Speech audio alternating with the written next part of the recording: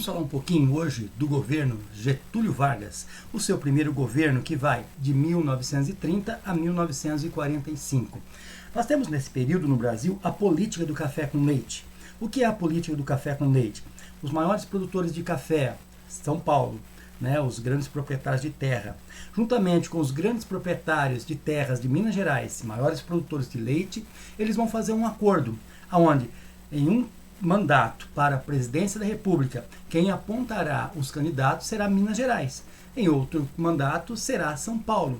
E assim, os que ganhassem as eleições apontados por estas duas oligarquias simplesmente defenderiam em esfera nacional os interesses desses grandes produtores.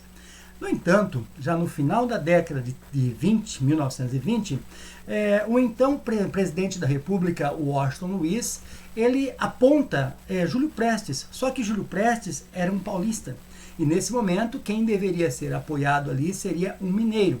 Como não houve acordo, houve então uma quebra da famosa política do café com leite.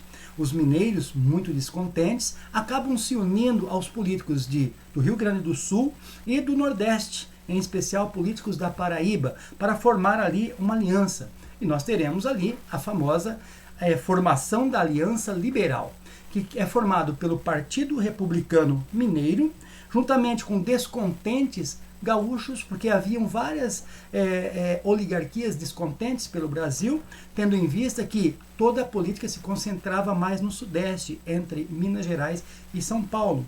E também havia aqui políticos envolvidos da Paraíba, inclusive o candidato a vice-presidente do candidato gaúcho, Getúlio Vargas. Muito bem, nós temos então, por meio desta aliança liberal, as eleições. Só que ocorre a morte aqui do candidato a vice-presidente da República, de Getúlio Vargas. Ele morre por questões pessoais, não por questões políticas. No entanto, o Getúlio Vargas soube aproveitar muito bem essa questão para fazer o seu jogo político, usando ali a situação da morte do vice, de João Pessoa. Mesmo assim, há uma derrota nas eleições, Embora, por quê? Isso acontece? Tanto Getúlio Vargas quanto Júlio Prestes, o que foi apontado pelo então presidente Washington Luiz, eles manipulam as questões eleitorais. No entanto, ainda saiu com vantagem Júlio Prestes e acabou vencendo as eleições. No entanto, Getúlio Vargas não se dá por vencido de forma alguma. Ele faz, então, organiza um movimento armado liderado pelos estados de Minas Gerais, Paraíba, Rio Grande do Sul, e ele dá simplesmente um golpe de Estado em Júlio Prestes, embora tenha ganhado as eleições legitimamente.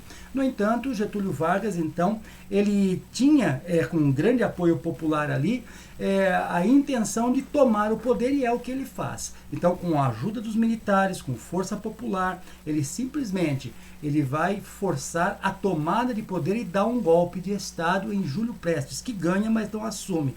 E o poder vem para a mão de Getúlio Vargas, que ele vai estabelecer ali, então, o famoso governo provisório de Vargas. O governo provisório ele vai desde o dia que Getúlio Vargas entra no poder, em 1930, até 1934. No entanto, em 1932, São Paulo, que já estava descontente pelo fato acontecido, agora então ela organiza uma espécie de revolução contra o governo federal. Ela vai fazer então a famosa Revolução Constitucionalista de 1932. Aqui nós temos alguns cartazes, e quando nós vemos nos cartazes, nós temos algumas iniciais, como por exemplo MMDC. O que é isso? 4 jovens em uma manifestação contra o governo Getúlio Vargas, eles são mortos. O nome deles está aqui: Miragaia, Martins, Drauzio e Camargo, que na verdade são essas iniciais que apareceu então nos cartazes dos paulistas, que neste momento estava se armando contra o governo federal. O nome ele é dado por causa das reivindicações feitas pelos paulistas. Os paulistas queriam motivos para derrubar, na verdade, o governo Getúlio Vargas, que até então não havia feito uma constituição A Constituição em vigor ainda era de 1891, a primeira Constituição republicana, e o Vargas não tinha ainda se preocupado em fazer uma Assembleia Constituinte. Então este foi um dos motivos pela qual acontece a Revolução. Eles querem o fim do governo provisório, novas eleições para presidente dentro do seu período marcado, né? Uma autonomia maior dos estados, menos dependência do governo federal e principalmente, como já foi dito, a nova Constituição. Então, militares paulistas se armam, inicia a guerra, tem-se uma intensa batalha e, no entanto, os paulistas acreditavam que haveria um reforço antigetulista vindos dos estados de Mato Grosso, Minas Gerais e do Rio Grande do Sul. No entanto, isso simplesmente não acontece. Somente do lado paulista morreram quase 1.000 pessoas entre civis e militares. E a vitória foi do governo federal, governo Getúlio Vargas. Depois dessa vitória, diante de tanta tensão, Getúlio Vargas resolve no ano seguinte fazer uma Assembleia Constituinte para fazer novas eleições para o Brasil. O que vai acontecer e em 1934 nós teremos a segunda Constituição Republicana do Brasil. 1934. Ela era democrática e ela previa eleições, mandato presidencial de 4 anos, sem reeleições, importante. Estabelecimento de um Congresso Nacional, que até então não estava organizado, voto obrigatório secreto e direto, acabava aquela história do voto aberto. Idade mínima para o voto seria 18 anos, incluía o direito de voto das mulheres, então as mulheres poderiam votar.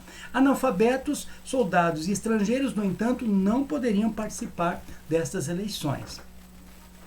Existia 2 grupos poderosos também que estavam crescendo muito, grupos políticos, que era o grupo integralista com ideologias fascistas europeias, liderado por Plínio Salgado Filho, e também tinha um grupo comunista, liderado por Luiz Carlos Prestes. Então veja só, a crise mundial de 1929, ela fez com que poderes totalitaristas, as suas ideias fossem mais benquistas pela população mundial, principalmente no Ocidente. Então nós temos aí uma grande simpatia do comunismo, uma grande simpatia do fascismo, aos quais aqui dentro do país eles formam 2 partidos. A AIE, Aliança Integralista Brasileira, que é, na verdade, tendência fascista, querendo a integração do Brasil em torno do fascismo, e a ANL, Aliança Nacional Libertadora Comunista, e queria também unir o Brasil em torno dos pensamentos socialistas,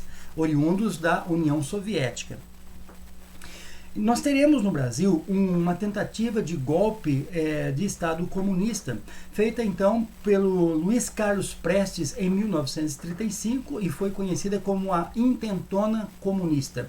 O comunista Luiz Carlos Prestes, ele retorna para o Brasil, sendo que agora tem uma Constituição democrática, e ele articula uma revolta contra o governo Vargas. Com a ajuda de militares, ele consegue então dominar Natal, dominar Recife por um tempo bastante limitado e também tentaram levantes ali comunistas no Rio de Janeiro, mas todos eles foram reprimidos duramente por Getúlio Vargas. Desde então, a imprensa nacional ela começou muito a divulgar a ideia de possíveis novos golpes comunistas. Isso aí influenciou demais a população naquele momento contra esses grupos comunistas.